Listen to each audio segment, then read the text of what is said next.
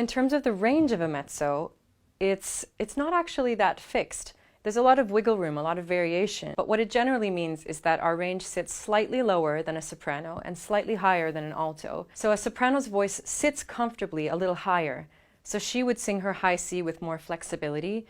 She would be able to sing really quiet, gentle, tapering away on that note, whereas me, as the mezzo, I would spend most of my time singing in the middle of my vocal range. And I could still go up to that high C and sing it as well, but for me it would be more full throttle. There's also the colors of our voices. Mine is, people usually say mezzos are richer, darker, rounder sound, and sopranos are more silvery, not necessarily lighter, but a brighter tone. And then of course the alto, the lowest voice type for a woman, is the darkest, the richest. They're more rare as well.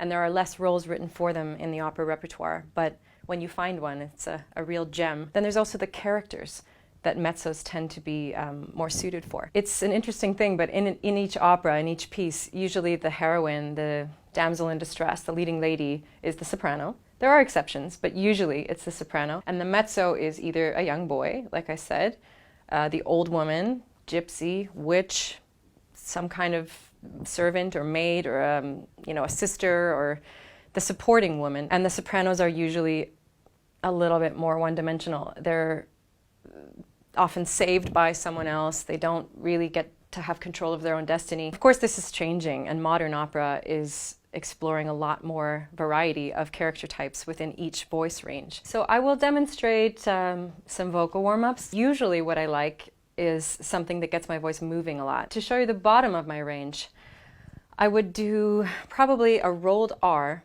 or a lip trill, because I like the way that activates your mouth and the muscles around your mouth. So starting on a middle C and going down to my bottom.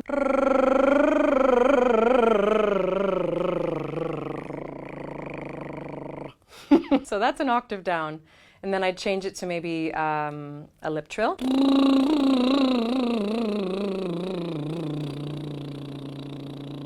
And once that's done, I can switch it to a vowel or an actual note.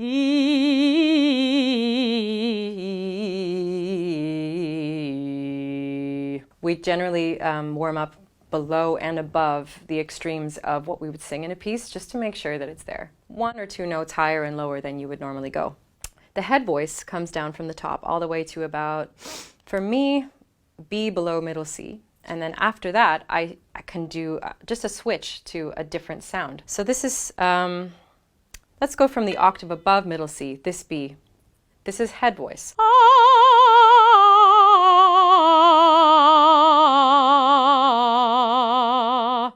And I would go, ah, ah.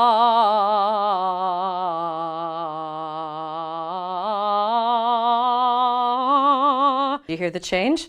So when we're singing in a piece, in an opera, we try not to show that change. I'm exaggerating it for you today so you can hear the difference, but it changes from a chest voice sound to a head voice sound, and something in between called voix mixte, French for mixed voice, is what we try to use to blend the gap between.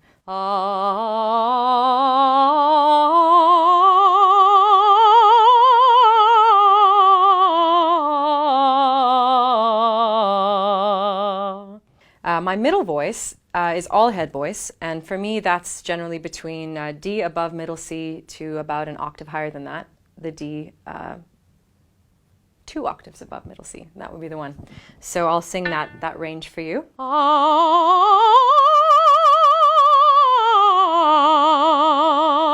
And my warm-up for that part of my voice is, again, really like lively and bouncy. I like doing thirds, trills, anything like that. So I'd start on an R.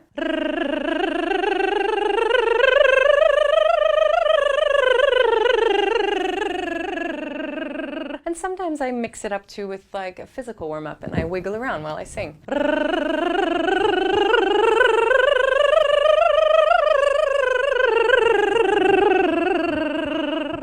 It's important that the body is free, because if you're tight, your voice is going to sound like it's tight too. Then I would switch to a lip trill, the buzzing.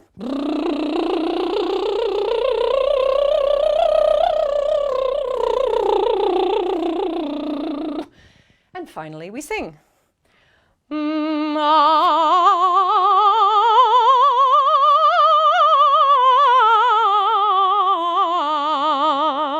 And if I'm doing a full warm-up and not isolating my voice, I would do a 2-octave run. That was just 1 octave, 8 notes, but I would do it from my very lowest note up 2 octaves and back down again.